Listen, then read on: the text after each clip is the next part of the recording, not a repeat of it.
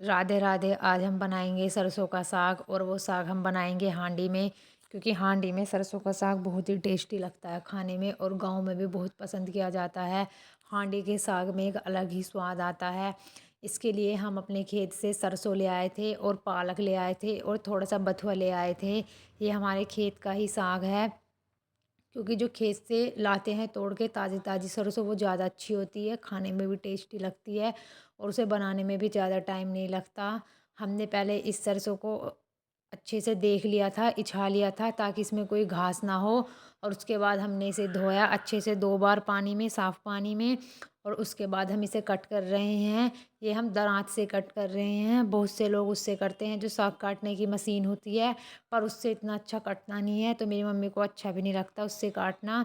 इसलिए मेरी मम्मी हमेशा दरांत से ही काटती है, थोड़ा थोड़ा करके। ये 1-2 दिन तो अब हार्ड लगता है, लेकिन धीरे धीरे आदत हो जाती है काटने की, और मेरी मम्मी को अच्छे से इसे काटने की आदत है इससे। तो मेरी मम्मी आसानी से काट देती है। आप देख सकते हो, मेरी मम्मी इस साग को इतना मोटा मोटा भी नहीं काट रही है, बहुत पतला पतला काट रही है। आप चाहे तो जिसे काटने नहीं आता वो मोटा मोटा भी काट सकता है, क्योंकि जब हम इसे उबालते हैं तो कुछ दिक्कत नहीं होती मोटे मोटे में भी। हमारा ये साग लगभग 1.5 किलो के आसपास था, सारा सरसों पालक और बथुआ मिला के। सारा काटने के बाद हमने इसे एक भिगोने में भर लिया था। भिगोने में भरने के बाद हम इसे फिर से 2 बार धोएंगे, ताकि अगर कुछ रेत रह गया हो तो वो भी निकल जाए। हमने धोने के बाद इसे एक छन्ने में डाल दिया था, ताकि इसमें पानी ना रहे ज़्यादा। और फिर इसके बाद हमने अपनी हंडिया पे ही मिट्टी और राख लगा ली थी, जिससे कि हंडिया ज़्यादा काली ना होए, क्योंकि हंडिया ज़्यादा काली हो जाती है तो इसे साफ़ करने में बहुत टाइम लगता है। फिर उसके बाद मम्मी ने चूल्हे में आँच जला दी थी, और आँच जलाने के बाद हांडी रख दी थी। और हांडी में मम्मी ने लगभग 1.5 से 2 गिलास पानी डाल दिया था। पानी गर्म होने के बाद हमने इसमें साग डालना शुरू कर दिया था। ये साग 2 से 3 बार में आया था, क्योंकि हांडी हमारी थोड़ी छोटी थी।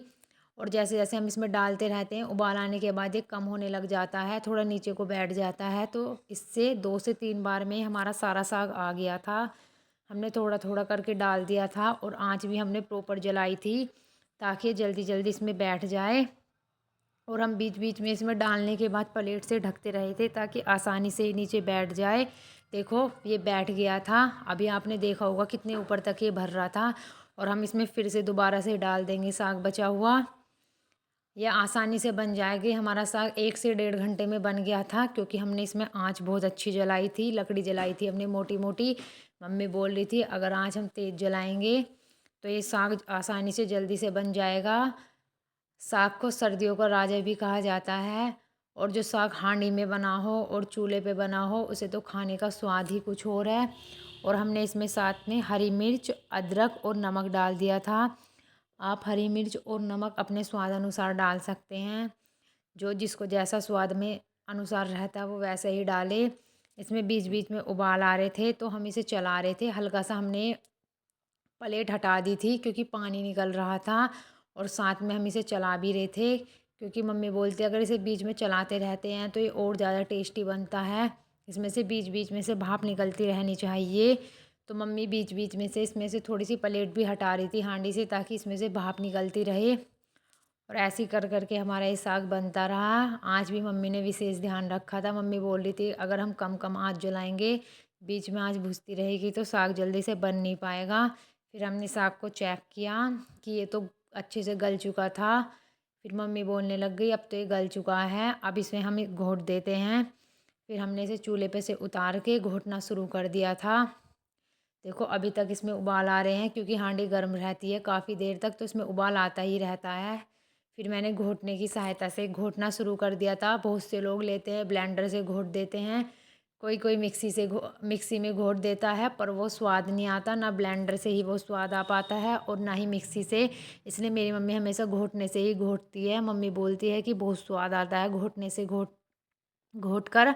हमने इसे घोटने से घोट दिया था। उसके बाद हमने इसमें मक्का के आटे का आलन लगा दिया था। वो अपने हिसाब से लगाया जाता है मक्के के आटे का आलन। कोई कोई गेहूं के आटे का भी आलन लगाता है, और कोई कोई बेसन का भी, पर मेरी मम्मी हमेशा मक्का के आटे का आलन लगाती है।